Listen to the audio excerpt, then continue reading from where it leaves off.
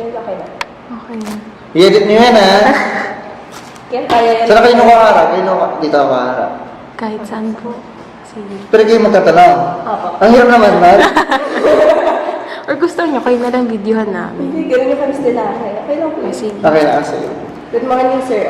This is for our phenom. We will interview class advisors to understand their lived experience. Okay. So, first question.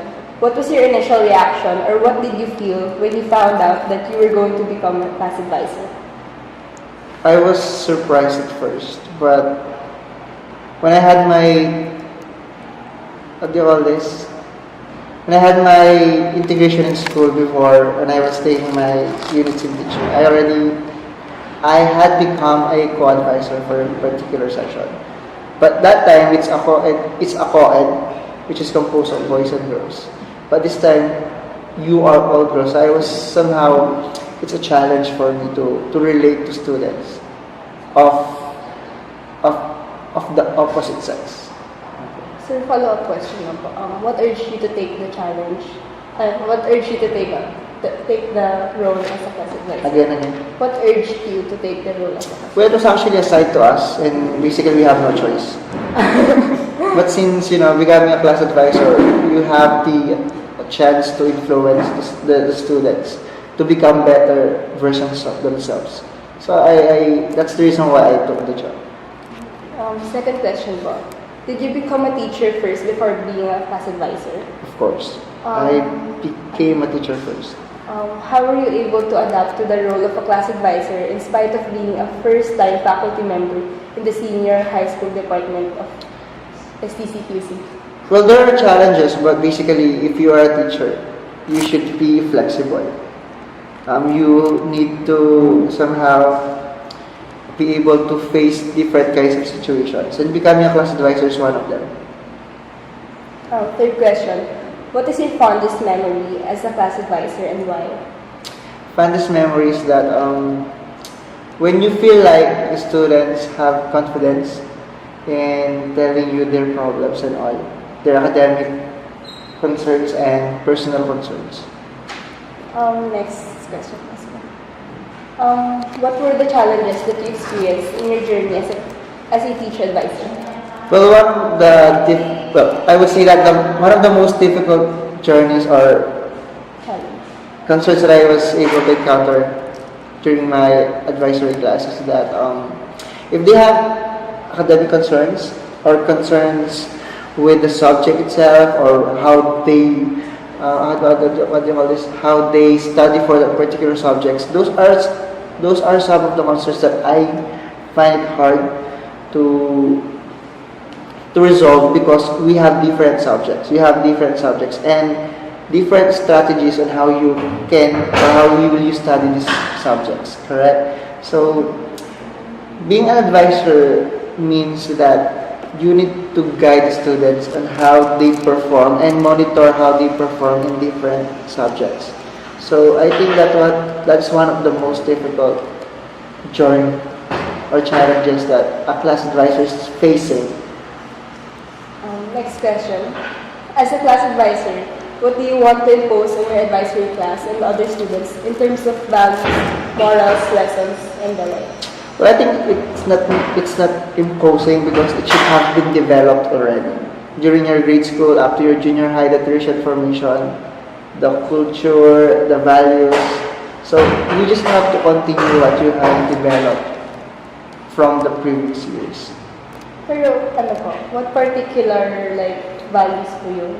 Of course, the values of, what do you call this? God-fearing. What else?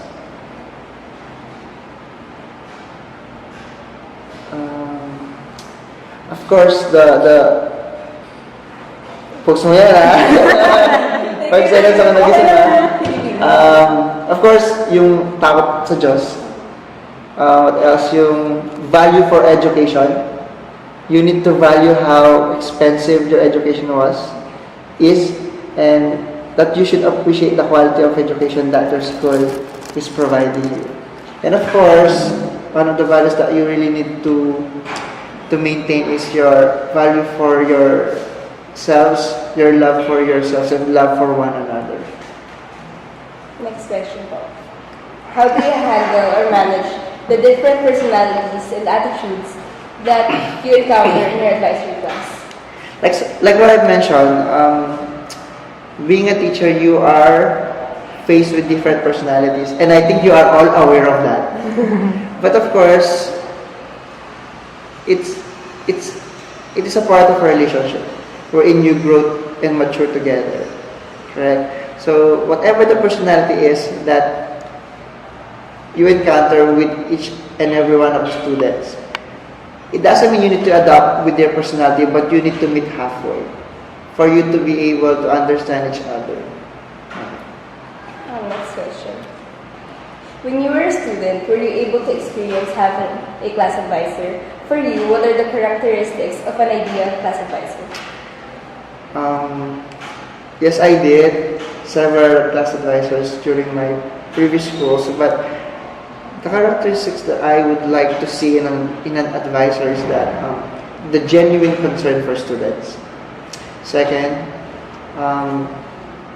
that the class advisor values what the student values. Third is maintaining a healthy relationship with his or her class advisor. For the mirror test po. Mirror. I have been posted. Parang siya, medyo like, look at yourself. Ano ko po? No,